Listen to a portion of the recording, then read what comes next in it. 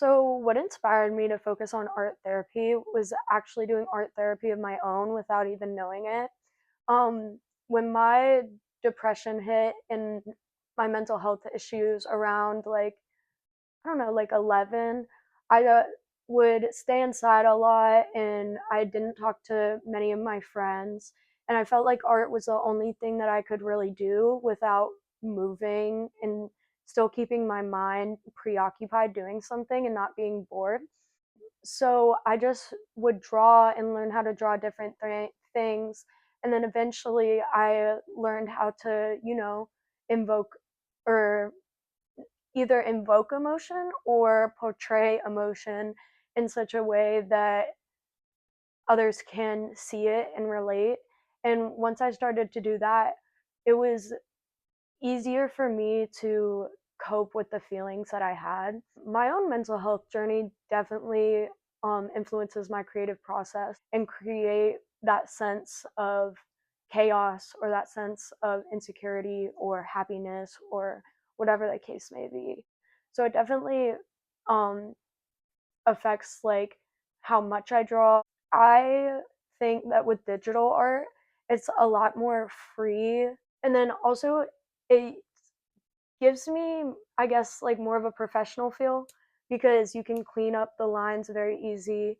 And there's also a lot more creative, I guess, inspiration or freedom because there's different brushes, there's different layers that you can do, different effects.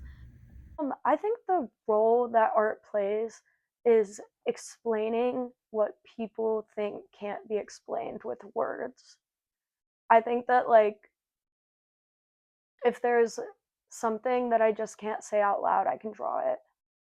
I did a piece about a girl who had just found out she was pregnant, and I put a poem with it, and it's just a really great poem and an amazing piece. And it was like an original piece because it was a photo that someone had taken of me, and um, I drew what I thought my body looked like underneath the clothes.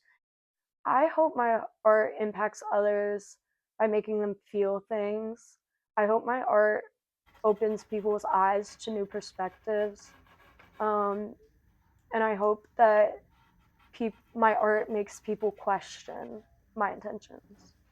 Without art, I don't think I would be here today. I think I would be dead because it literally saved me. Like, there was not enough words in the English language that could explain everything that was going on in my brain. When I let those thoughts stay in my brain, or when I let my mood ruminate in my soul and I can't get it out anywhere, I it just stays. It stays in the same spot.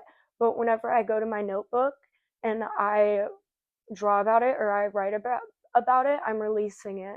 So now I've put it somewhere and it's outside of me and beyond me.